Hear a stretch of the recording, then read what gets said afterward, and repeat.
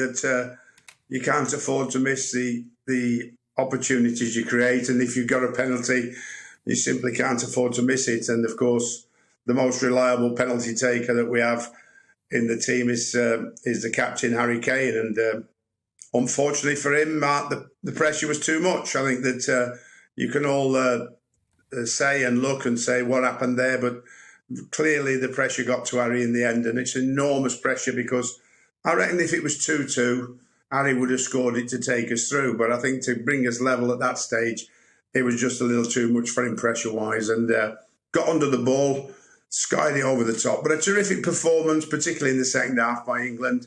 And they have matched the world champions. There's no doubt about that. In fact, bettered the world champions in the second half. So there's a lot to be positive about, even though we don't feel like it at the moment.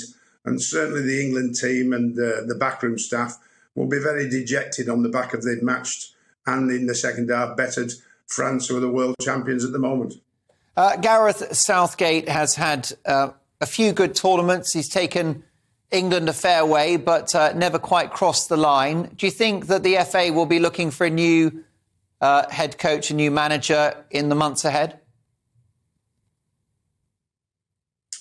That will be determined by not just the FA, but the FA and Gareth themselves getting together. I think that they are definitely connected together, and will come together and review the whole of the tournament at the end of it and say, where do we go from here? And I think that it would be more for me that Gareth would want to move on and let somebody else take over than it would be for the FA to actually look for somebody else. That's my feelings at the moment. And I think this camaraderie they have between themselves and the young talent that's in the squad, there's certainly the Euros to go for in a couple of years' time. So I'd be surprised if he's not carrying on for at least the next 2 years.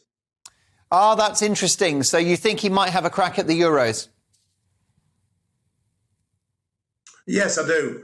I think that he looks at that team, and there's nothing better as a manager than looking at the team and looking at its quality and saying, I have a very, very good squad. And I have a very good team at international level, and every manager wants to work with the best. And I think it's the best England have had for many, many years. So I think he should stay with it. And he grows with experience. He was inexperienced when he took over. His experience has grown and grown, as well as the young lads that joined him at that time, and more young lads coming through. So we are getting better and hopefully more resilient. And in the end, hopefully we can clinch a tournament, and that would have to be in a couple of years' time. A couple of quick ones for you, Big Sam. Do you think that Harry Kane, who is an outstanding professional, he's a great athlete, incredibly talented, will he be able to move on from that missed penalty, or was that his, no pun intended, Gareth Southgate moment? Will it haunt him? Will it haunt his career?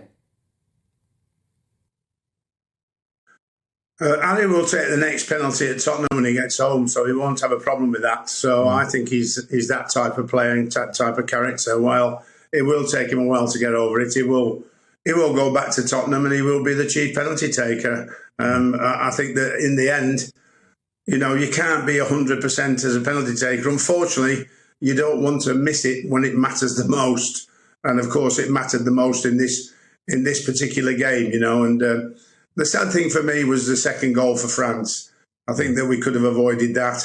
I think that we should have defended that better.